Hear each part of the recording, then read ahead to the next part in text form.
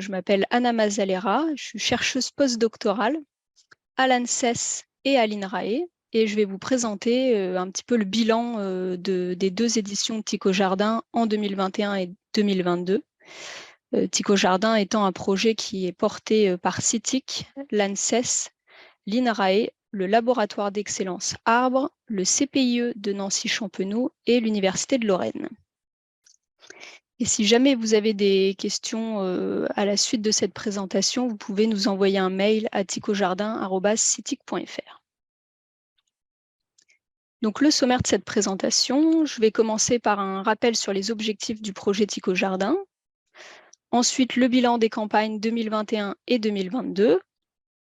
La suite de TIC au Jardin et finalement un temps d'échange qui, lui, ne sera pas enregistré pour que vous soyez à l'aise de poser toutes vos questions. Donc le projet de TIC au Jardin.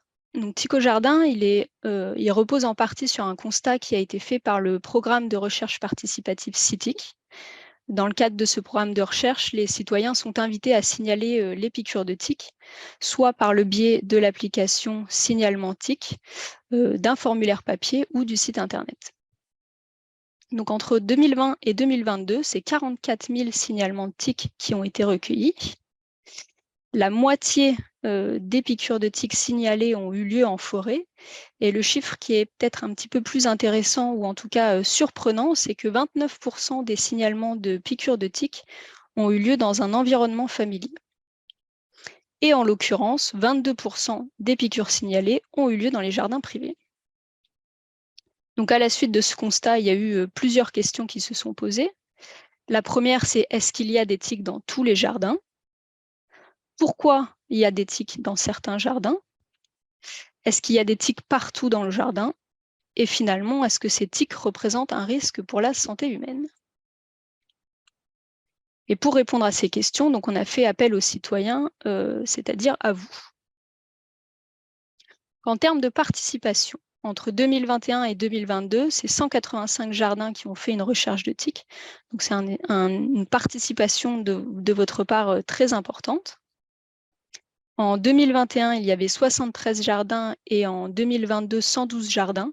Donc une participation également qui a fortement augmenté en 2022, qui montre bien votre implication dans ce projet. Et finalement, pour 90% des participants, des informations complètes. Donc c'est-à-dire que vous avez fait la totalité des différentes missions, à savoir une collecte de tiques et remplir les différents questionnaires. Donc également une très bonne surprise. Et donc, pour toutes ces raisons, au nom de l'équipe TIC au Jardin, on tenait vraiment à vous remercier parce que ces chiffres de participation et puis les résultats que je vais vous présenter dans la suite, c'est vraiment grâce à votre participation à ce projet. Donc, concernant la première question, y a-t-il des tiques dans tous les jardins? Donc, pour répondre à cette question, vous avez effectué une recherche de tiques. Donc, en 2021, c'était du 5 mai au 11 juillet et en 2022, du 1er mai au 10 juillet. Cette recherche de tiques, elle s'est faite selon un protocole standardisé où vous deviez effectuer 12 transects, un transect étant une distance d'environ 10 mètres, 10 pas. Et lors de votre déplacement, en fait, vous deviez tirer un petit drap derrière vous sur lequel venaient se fixer les tiques. Et puis ensuite, il suffisait que vous identifiez les tiques et pour nous les mettre dans une petite fiole. Donc, en termes de participation, ici, on a eu 177 jardins avec une adresse précise et qui ont recherché des tiques. Donc, vous voyez ici, chaque point représente les différents jardins ayant participé. En bleu, ce sont les jardins où aucune tique n'a été trouvée. Et en rouge, ce sont les jardins où au moins une tique a été trouvée. Donc, ce qu'on observe, c'est que parmi les jardins qui ont participé, des tiques ont été collectées dans 32% des jardins. Si on s'intéresse un peu maintenant à la métropole du Grand Nancy, donc si on effectue un zoom, on retrouve ici les limites de la métropole du Grand Nancy. Et ce qu'on observe, c'est qu'il y a des jardins, y compris dans la métropole du Grand Nancy, où il y a des tiques. Donc même si c'est un endroit, un environnement très très urbain, il peut y avoir des tiques dans ces jardins-là. Alors maintenant, on passe à notre seconde question. Pourquoi y a-t-il des tiques dans certains jardins? Donc, pour répondre à cette question, je vais déjà vous faire un bref rappel sur le cycle de vie des tiques. Donc, les tiques, il faut savoir qu'il y a 3 stades. Le premier stade larve, ensuite des nymphes et des adultes. Et pour passer d'un stade à l'autre, les individus doivent effectuer un repas de sang, donc qui peut se faire sur différents, on appelle espèces hôtes, en fait différents animaux. Ça peut être des oiseaux, ça peut être des souris, des chevreuils, ça peut être également un repas qui est effectué sur les animaux domestiques. Et pour effectuer ce repas de sang, on dit que les individus se mettent en quête. Donc, comment la quête se passe? Donc, quand les tiques ne sont pas en quête, elles sont généralement en fait au niveau du sol, là où l'humidité est la plus importante, parce que les tiques sont sensibles à la sécheresse, et donc quand il fait trop sec ou trop chaud, leur survie est diminuée. Quand elles sont en quête, elles vont grimper en haut des herbes et elles vont attendre le passage d'un hôte, d'un animal. Donc ici, en l'occurrence, une souris. Elles vont se fixer sur l'animal et effectuer le repas de sang. Et éventuellement, durant cette période, l'animal peut se déplacer. Une fois le repas de sang effectué, les tiques se décrochent, retombent au sol. Et donc ici, on retrouve toujours les individus au même stade qu'auquel elles avaient commencé le repas de sang. Et il faut attendre quelques jours pour qu'elles se métamorphosent au stade suivant et que la femelle ponde des œufs. Donc maintenant, pourquoi y a-t-il des tiques dans certains jardins? Une première explication possible, ça serait que les tiques sont apportées depuis l'extérieur du jardin. Donc ici, on peut imaginer un jardin qui est adjacent à un espace boisé. Dans cet espace boisé, il y aurait des tiques. En fait, en règle générale, dans les espaces boisés, il y a il y a beaucoup de tiques et beaucoup d'espèces animales. Et on peut imaginer que ces espèces animales puissent venir dans le jardin. Et de la même manière, un animal domestique tel un chien pourrait éventuellement ramener des tiques dans le jardin après ses balades à l'extérieur du jardin. Et ces tiques pourraient ensuite retomber dans le jardin. Donc cette possibilité d'amener les tiques depuis l'extérieur vers l'intérieur du jardin, il va dépendre de l'accessibilité du jardin, de l'aisance avec laquelle les animaux peuvent venir dans le jardin.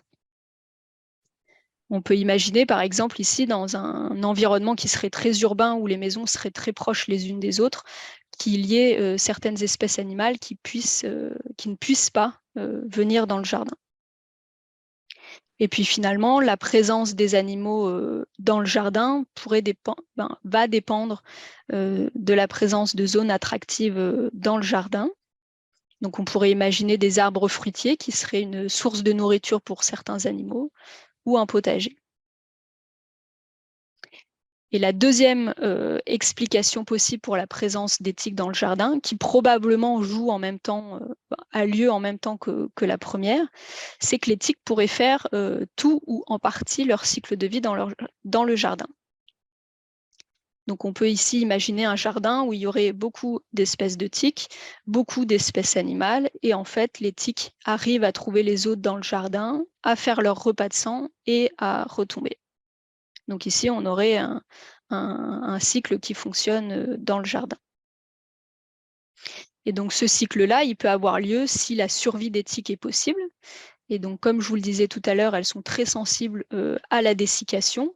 Et donc, le type de végétation et la fréquence de la tonte, par exemple, pourraient jouer un rôle sur la survie des tiques. Donc, pour répondre à cette question, vous aviez dû compléter un questionnaire sur les caractéristiques de votre jardin, questionnaire qui nous a permis d'avoir des informations sur le type de végétation qui était présente, la présence d'arbres, la présence de haies, la présence de zones attractives pour différentes espèces d'hôtes. Est-ce que votre jardin est clôturé ou non, ce qui permet plus ou moins facilement aux espèces animales de venir, et est-ce que vous possédez un chat ou un chien?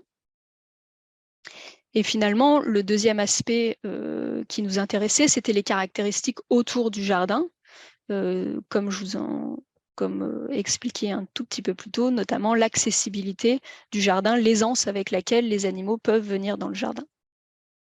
Donc ici, j'ai pris un cas où il y avait 2 jardins qui sont les points blancs. À l'aide d'images satellites, on est capable de repérer toute la surface boisée. Et ensuite, on peut calculer un indicateur de l'accessibilité du jardin, qui est ici en fait la plus courte distance entre le jardin et un espace boisé où il y a généralement plus de tiques et d'espèces animales. Donc ici, on peut imaginer que la présence de tiques sera plus faible dans ce jardin-là, qui est plus loin de l'espace boisé, que dans ce jardin-là, qui est très proche. Malheureusement, pour cette question-là, on n'a pas encore analysé les résultats, donc je n'ai pas de résultats à vous présenter, mais on tenait à vous expliquer un petit peu pourquoi vous avez récolté ces données-là et comment on va s'en servir. Donc la troisième question maintenant, y a-t-il des tiques partout dans le jardin? Donc là, l'idée, c'était de voir si certaines caractéristiques du jardin, telles que le type de végétation ou la hauteur de la pelouse, pouvaient influencer l'abondance de tiques dans le jardin. Donc pour cela, c'est pour cette raison en fait que vous avez effectué 2 types de transects, 4 transects en bordure de jardin et puis 8 transects à l'intérieur. C'était pour comparer le nombre de tiques en bordure et en intérieur. Et puis vous aviez également complété un questionnaire transect qui comprenait donc des informations sur le type de transect, bordure ou intérieur, le type de végétation au-dessus du transect, est-ce que c'était un buisson, des arbres feuillus, des arbres conifères ou finalement aucun type de végétation au-dessus, et la végétation au sol qui pouvait être des feuilles mortes ou différentes hauteurs de pelouse. Donc une des premières questions qu'on peut se poser, c'est est-ce qu'il y a une différence de densité de tiques entre la bordure et l'intérieur du jardin? Donc qu'est-ce que c'est la densité? C'est simplement le nombre d'individus par unité de surface. Donc on peut imaginer que dans un jardin, il y ait une première personne qui marche 10 mètres. Donc elle aura inventorié une surface de 10 mètres carrés parce que le drap mesurait 1 mètre carré. Donc cette personne trouve 5 tiques pour 10 mètres carrés. Ensuite, une seconde personne dans un deuxième jardin, elle ne va faire que 6 mètres carrés et va trouver 5 tiques. Donc là, on se rend compte que de comparer ces deux entités, vu qu'elles ne sont pas sur la même surface échantillonnée, ce n'est pas forcément très facile. Et donc, ce qu'on fait, c'est qu'on calcule la densité. Donc ici, 5 tiques pour 10 mètres carrés, ça revient à dire que cette personne-là aurait trouvé 50 tiques pour 100 mètres carrés. Donc de la même manière, la seconde personne aurait trouvé 83 tiques pour 100 mètres carrés. Donc là, on se rend compte que ce sont les mêmes unités et donc que ces deux valeurs-là sont facilement comparables. Donc maintenant, si on passe au résultat, ce qu'on a observé, c'est qu'il y avait une densité de tiques plus élevée en bordure de jardin, 2,4 tiques pour 100 mètres carrés, qu'à l'intérieur du jardin, 1,2 tiques pour 100 mètres carrés. Une seconde question qu'on s'est posée, c'est trouve-t-on plus souvent des tiques dans certains transects? Donc ici, vous aviez la possibilité de nous indiquer sous quel type de végétation vous aviez effectué le transect. Ça pouvait être des arbres feuillus, des arbres conifères. Et j'en profite ici pour rappeler que les tiques ne tombent pas des arbres. Vous pouviez effectuer un transect en dessous d'un buisson et finalement sous plusieurs types de végétation. Et il pouvait également y avoir pas de buisson ou d'arbres. Et donc, ce qu'on a calculé, c'est dans les jardins avec tiques, on a regardé le taux de transect avec tiques. Donc ici, cette valeur, elle s'interprète de la manière suivante, c'est-à-dire que dans les jardins avec tiques, 33% des transects avec des arbres feuillus avaient des tiques. Ici, pour les arbres conifères, ça signifie que 29% des transects avec des arbres conifères avaient des tiques. Et donc, la première chose qu'on observe déjà, c'est que finalement, même quand il n'y a pas de végétation au-dessus du transect, où finalement c'est probablement un habitat un petit peu moins propice aux tiques parce qu'il fait souvent plus chaud, eh ben, on observe des tiques. Et, donc on en observe, mais peut-être un petit peu moins que, par exemple, quand il y a des buissons ou plusieurs types de végétation. Ensuite, on vous avait posé des questions sur le type de végétation au sol. Vous pouviez nous indiquer que vous aviez fait un transect sur des feuilles mortes, sur une hauteur de pelouse inférieure à 10 cm, une hauteur comprise entre 10 et 30 cm, une hauteur supérieure à 30 cm, et finalement plusieurs types de hauteurs. Donc de la même manière ici, on a regardé dans les jardins avec tiques le taux de transect ayant les différentes caractéristiques et possédant des tiques. Donc ici, on a 11, dans les jardins avec tiques, 11% des transects avec feuilles mortes avaient des tiques. Et donc ce qu'on observe, c'est qu'on a bien présence de tiques sur tout type de sol et peut-être légèrement plus quand l'herbe est plus haute.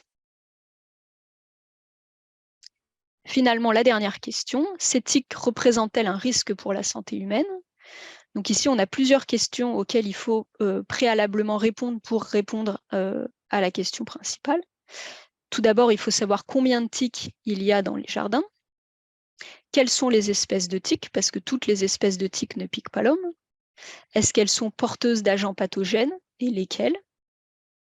Le taux d'infection, est-ce qu'une grande proportion de ces tiques sont porteuses de ces agents pathogènes? Et finalement, est-ce que les occupants se font piquer par ces tiques? Donc une partie de ces informations, on les a obtenues par un comptage et une identification des tiques. Et ensuite, des analyses qui auront lieu en laboratoire sur les agents pathogènes des tiques et le taux d'infection. Et finalement, les informations sur les piqûres des occupants, on les a obtenues par le biais de vos réponses au questionnaire sur vos piqûres de tiques. Donc, ces tiques représentent-elles un risque pour la santé humaine? Donc, au total, en 2021 et 2022, c'est 348 tiques qui ont été collectées. Ah, oups. Y a-t-il beaucoup de tiques dans les jardins? 348 tiques collectées au total. Dans les jardins avec tiques, il y avait 1 à 79 tiques en 2021, à savoir que le deuxième jardin possédant le plus de tiques en 2021 possédait que 20 tiques. Ça représente une densité moyenne de 7,5 tiques pour 100 mètres carrés. Et en 2022, les jardins avec tiques possédaient 1 à 15 tiques, pour une densité moyenne de 2,4 tiques pour 100 mètres carrés. Donc on observe quand même une densité plus faible en 2021, en 2022 qu'en 2021. Et cette diminution ou cette densité plus faible pourrait être due à un effet de la sécheresse, les tiques étant très sensibles à la dessiccation, donc à des températures et à une humidité très faible. Il est possible que la sécheresse de 2022 ait diminué leur survie, ce qui explique une densité observée plus faible en 2022 qu'en 2021. Et il faut tout de même savoir que la densité de tiques qu'on observe dans les jardins est plus faible que celle qui est observée en forêt, où en forêt, c'est plutôt une moyenne de 46 tiques pour 100 mètres carrés, donc comparativement à 2,4 ou 7,5 tiques pour 100 mètres carrés dans les jardins. Les tiques collectées piquent-elles l'homme? Donc il y a 4 espèces de tiques qui ont été collectées dans les éditions 2021 et 2022. Ixodes ricinus, Ixodes frontalis, Dermacentor reticulatus et Dermacentor marginatus. 96% des individus qui ont été collectés étaient des Ixodes ricinus. C'était relativement attendu étant donné qu'Ixodes ricinus, c'est l'espèce de tique la plus commune en France. Et donc parmi ces 4 espèces de tiques, il y a 3 espèces de tiques qui piquent l'homme, et Ixodes ricinus, c'est l'espèce qui pique le plus l'homme et qui transmet notamment la maladie de Lyme. Et donc parmi les tiques collectées, 91% des tiques étaient des nymphes. Donc les nymphes, c'est vraiment le deuxième stade, et c'est des individus qui mesurent 2 mm, donc qui sont très difficiles à observer. Les occupants se font-ils piquer? Donc on retrouve ici une carte relativement semblable à celle que je vous ai montrée pour la présence de tiques dans les jardins, mais ici, les couleurs représentent l'absence ou la présence de piqûres de tiques. Donc en bleu, ce sont les jardins où il y a absence de piqûres de tiques dans le foyer, et en rouge, présence de piqûres de tiques dans le foyer. Donc, ce qu'on observe, c'est que 32% des foyers déclarent qu'au moins un membre du foyer s'est fait piquer dans le jardin au cours des 3 dernières années. Et de la même manière que pour les données de tiques, on observe bien des foyers dans la métropole du Grand Nancy qui déclarent qu'une personne au moins s'est fait piquer. Et au niveau individuel, il y a 17% des personnes qui déclarent s'être fait piquer dans le jardin au cours des 3 dernières années. Et pour les personnes qui se sont faites piquer, cela représente entre 0,7 et 7 piqûres par an, avec une moyenne de 1 piqûre par an et par personne. Donc si on reprend maintenant nos différentes questions et les éléments de réponse qu'on peut apporter, donc concernant la question « Y a-t-il des tiques dans tous les jardins ?» La réponse est non. Dans les jardins ayant participé à cette étude, il y a des tiques dans 1 jardin sur 3. Y a-t-il des tiques partout dans le jardin? Donc nous, on a observé une densité de tiques plus élevée en bordure de jardin qu'à l'intérieur. On a observé des tiques sous tout type de végétation et peut-être un peu moins quand il n'y avait pas de buissons ou d'arbres. On observe également des tiques sous tout type de sol et peut-être un peu plus quand l'herbe est plus haute. Ces tiques représentent-elles un risque pour la santé humaine? Donc on a vu présence de tiques dans 1 jardin sur 3 parmi les participants. Dans les jardins avec tiques, il y a quand même en moyenne 4 tiques pour 100 mètres carrés.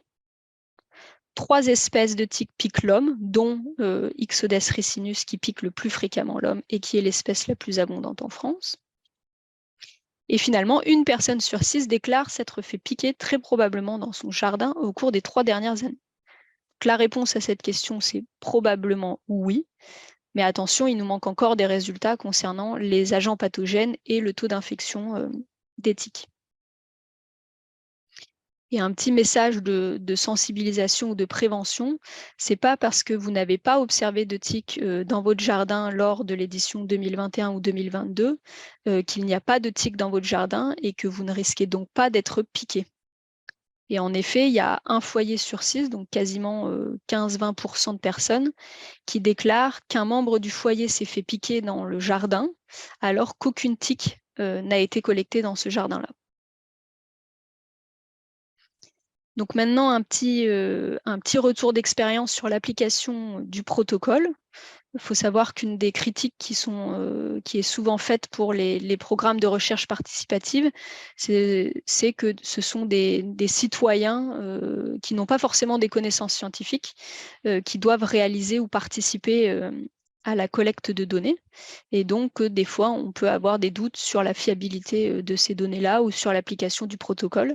Et donc, on voulait vous faire un petit retour d'expérience. Donc, concernant la date de recherche de tiques, on est très satisfait parce que vous aviez la possibilité d'effectuer la collecte de tiques entre, disons, fin avril et début juillet les 2 années. Et ce qu'on observe, c'est qu'il y a eu une bonne répartition des semaines de recherche de tiques au cours de la saison. Et le deuxième point concerne les heures de collecte.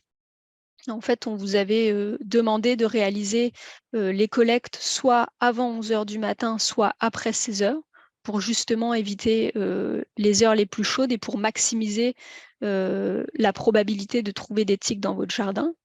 Et donc, on observe en bleu les personnes qui ont respecté cette consigne-là. On voit qu'il y a seulement quelques jardins qui ont fait la collecte en dehors des heures demandées. Mais il faut savoir que ces personnes-là, généralement, nous ont indiqué sur leur formulaire que justement les conditions étaient propices à la collecte de tiques. Donc là, vraiment, on voit que vous avez bien respecté le protocole et nous, c'est très important pour nous parce que comme ça, après, on a confiance dans les analyses et dans les résultats qu'on peut tirer de nos données. Le calendrier maintenant pour les prochaines étapes. Donc en 2023, il y a quelques semaines, il y a l'infographie sur les résultats de la campagne 2022 qui a été publiée sur le site Ticojardin, donc citic.fr/Ticojardin. Donc je vous invite à la consulter si vous ne l'avez pas vue. Les analyses continuent, à la fois les analyses pour répondre aux différentes questions, les analyses des agents pathogènes des tiques. Fin 2023, on espère publier un article scientifique pour valoriser tous les résultats obtenus dans le cadre des éditions 2021 et 2022. Et puis finalement, le lancement de la phase 2 de Tico Jardin, qui nous prend pas mal de temps en ce moment, dont je vais vous parler dans quelques instants. Et en 2024, il y aura la co-construction de stratégies de prévention et d'aménagement du jardin et qui sera donc en partenariat avec vous. Vous serez invité à venir échanger avec nous pour mettre en place des stratégies de prévention. Et finalement, fin 2024, il y aura une conférence de restitution des résultats. Donc maintenant, la suite de Tico Jardin, parce que Tico Jardin ne s'arrête pas en 2022. Donc dans le cadre de la phase 1 maintenant de Tico Jardin, il y avait quelques limites qui en fait ne nous ont pas permis de répondre à toutes les questions que nous avions en tête. Donc la première limite, c'est que finalement, il y avait une seule recherche de tiques effectuée dans l'année. Donc finalement, on ne sait pas si les tiques sont présentes toute l'année dans les jardins ou non.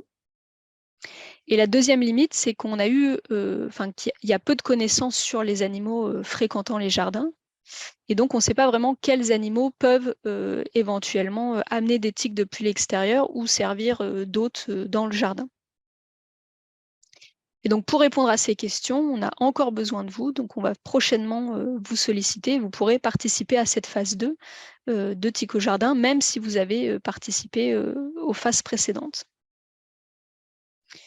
Donc, pour répondre à la question « Les tiques sont-elles présentes toute l'année dans les jardins ?» Là, ça va être relativement simple. Ça va être d'effectuer 3, 4 ou 5 recherches de tiques, donc entre avril et juillet et septembre-octobre 2023. Donc, cette recherche de tiques, il n'y aura rien de nouveau. Elle se fera selon le même protocole que vous avez déjà utilisé les années précédentes. Et ensuite, il va y avoir un deuxième volet sur les animaux qui favorisent la présence de tiques dans les jardins. Donc, à savoir que ce volet, il sera facultatif, c'est-à-dire que vous pourrez décider de ne vous impliquer que dans la recherche de tiques et pas dans ce second volet-là. Donc, l'objectif pour répondre à cette question, on souhaite installer des appareils photo pour photographier les moyens et grands mammifères. Donc, vous voyez ici l'appareil photo. Et c'est simplement un appareil photo qui se déclenche automatiquement lorsqu'il y a un mouvement. Donc on voit ici typiquement le genre de photo qu'on pourrait obtenir. Et puis on souhaiterait installer un second dispositif pour photographier les petits mammifères. Donc ici, en fait, on retrouverait notre appareil photo, mais il serait au bout d'une boîte en bois dans laquelle on disposerait de la nourriture à l'entrée.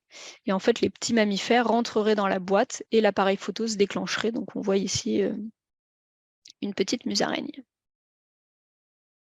Donc qu'est-ce que vous pouvez faire pendant cette deuxième phase? La première chose, c'est de rechercher des tiques 3, 4 ou 5 fois entre avril et juillet et septembre-octobre 2023.